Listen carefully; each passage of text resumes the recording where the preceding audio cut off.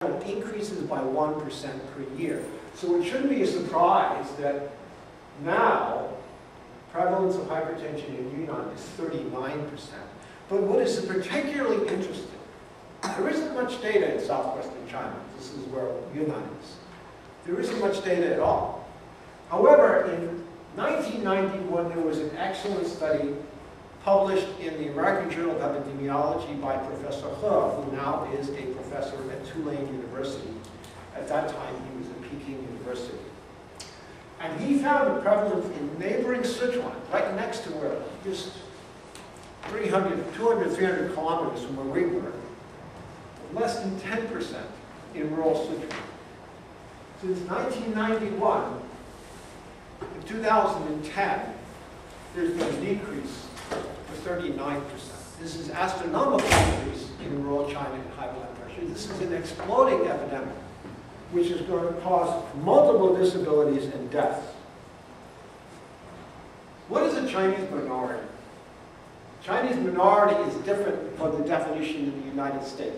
In the United States, those of you in the audience who are minorities because you or your mothers and fathers or your ancestors moved to the United States. In China, it's different.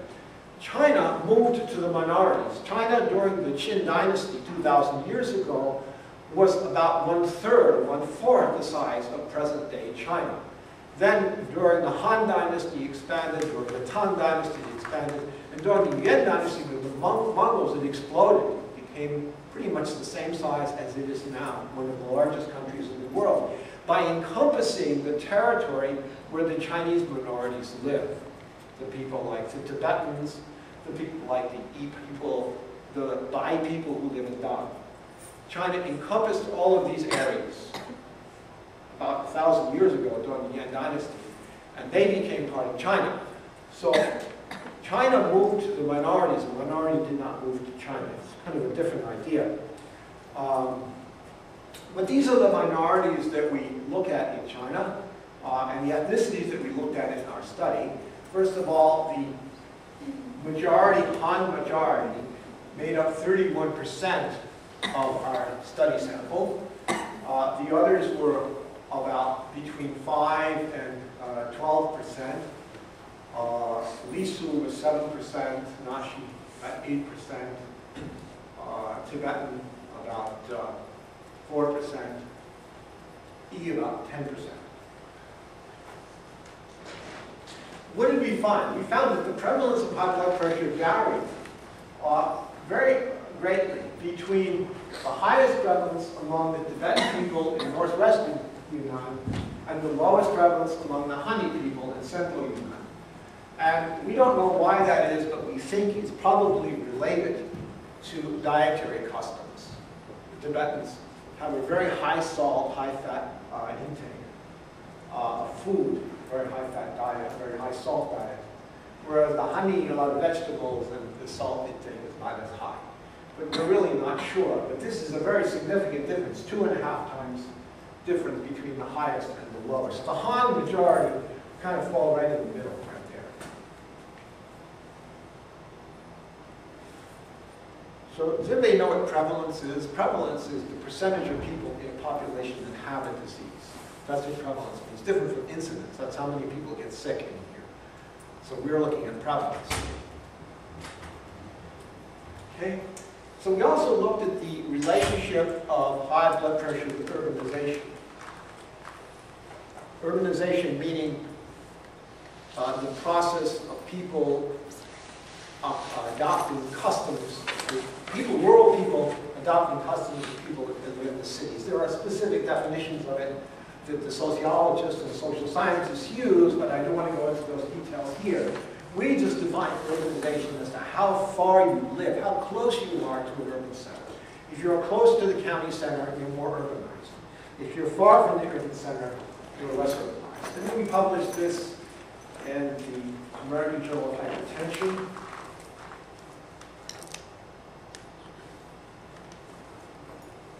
And what we found was there was an inverse relationship between the distance from the county center, the village in the county, and the mean blood pressure in that village. The dots all represent blood pressures on the vertical axis against the distance from the county center on the horizontal axis. As you get further away from the county center, the mean blood pressure drops significantly. And we also found that there was a relationship of blood pressure to age, which was steeper if you live near the city than if you live far from the city. If you live far from the city, your blood pressure does not increase as fast as you get older if you live close to the city. So the relationship of blood pressure with age depends on urbanization. So there's some factor in the environment which causes this. Obviously, this is probably not genetic. This is probably environmental. So we think that it's related to salt intake. We're not sure. It's research which we'd like to do in the future if we could get funding, but we haven't been able to get funding to do that. Okay? So what if we learned about diabetes in Yunnan? Well, unfortunately, Shireen, I hope that Shireen would come. Shireen Khalif is a student in public health here. Shireen and Lynn Wim are now writing a paper on this. Basically, the findings in the paper use the same methodology, randomly choosing villages, randomly choosing people within the village, measuring diabetes using HbA1c. HbA1c, does everybody know what that is? Glycated hemoglobin. Diabetes used to be defined only by fasting blood sugar or history. So the accepted definition was you ask a person, do you take medicines for diabetes or you're on treatment for diabetes? If they say yes, that's diabetes.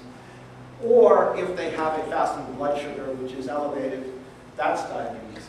But there's a new test which you don't have to fast for. Because farmers, it's very hard to do. You know, they have to eat in the morning. They have to have their breakfast. So we did the HbA1c is the glycated hemoglobin. If the glycated hemoglobin is high, that's now an ADA, American Diabetes Association, accepted definition of diabetes. And what we found is, using that definition of an A1C greater than 7, is a prevalence of diabetes overall of 5.5%, with the highest prevalence in the Han. This is not in the minority group, but the Han majority had the highest prevalence, and the minorities had lower prevalences in the 6 ethnic groups that we studied. So overall, our conclusions about hypertension and diabetes are, can we shut the lights off here? Because I show the movies and stuff. Hypertension prevalence is increasing in rural Yunnan. That it's higher in some of the minority groups than it is in the Han majority, particularly in the Tibetan group. And that it's, the diabetes prevalence remains relatively low, but the prevalence also varies between ethnic groups. So basically, these are, in a nutshell, the results of our 3 years of research that we've done in Yunnan since we started. I'm going to talk to you about the people who did this research. Well, I have 150 here. It actually was about 100 of our university students. We don't think we have 100. We had 120 interns so far from the U.S., from China, and from other foreign countries participating in our research. But I'm tired, so I'm going to let our last year's research coordinator, Roy Chan, is this year's research coordinator. Right, Roy, will you stand up? Yeah. Hi. Thanks. Last year's research coordinator was Sean Love. And, oops. It might not open because it's not on your computer. It is on here, for sure. If it doesn't open, because it opened on Sabi's computer. I tried this already. Unless you didn't move this onto your computer, did you? Yeah, I think I moved it to my computer. That's not bad. You have to go back to that side. And so move. We have to go back to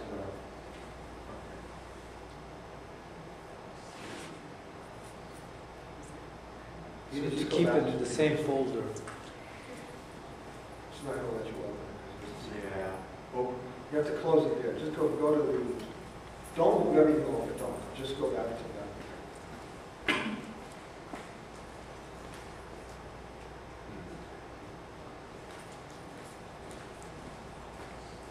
And then you have to go over the slideshow. Console. All right, now we're working from the USB, right? Okay, all right. I hope so. Yeah, okay. That's So what is this? Is there speakers? Can we turn the speakers up so we can hear what you're saying?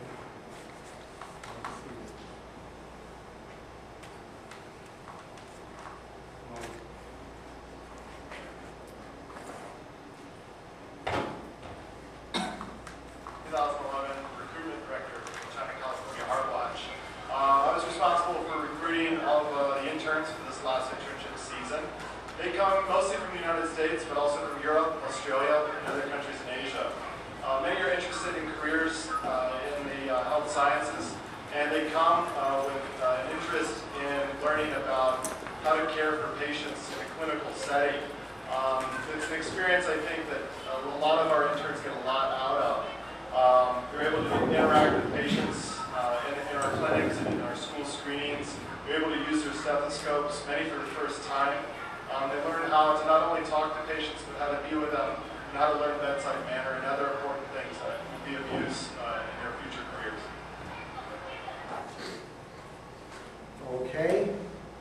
So that's Sean introducing our research, our internship program. So what do the interns learn? We periodically give interns lectures. I usually start with cardiac anatomy and physiology, auscultation of the heart, and also I teach very rigorously, as Martin will inform you, teach interns how to measure blood pressure in the correct way. This is one of my colleagues, Professor Wang, teaching. We teach you how to listen to the heart, how to do physical examination, basic physical examination. And this is one of our interns, Chin Yo, doing cardiac auscultation in a classroom in 4 auscultatory points: mitral, left sternal border, pulmonic, and aortic. Listening carefully for heart murmurs.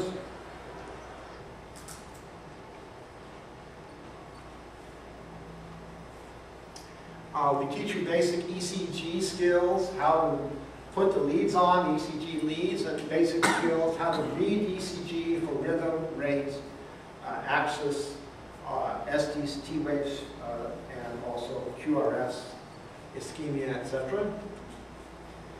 And we teach you a little bit about echocardiography and anatomy. Our anatomy is, echocardiography is kind of a in vivo method of looking at the heart.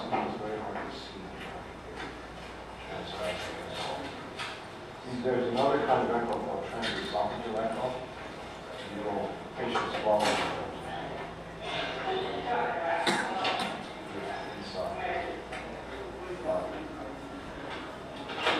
Any of you have experience with ultrasound?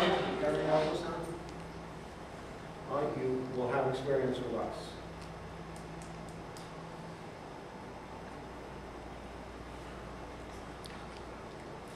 You also learn about culture and cultural sensitivity, how to be sensitive to different cultures. This is a scene where we all attended a wedding in a village. And this is another wedding, a Tibetan wedding in a Tibetan village. In the next slide, we'll see the minority Lisu people dancing. They invited us to their festival in the evening, which they do once a week, and this is our China Cal interns taking part in the dancing. So you go with us in China Cal and you'll learn how to dance.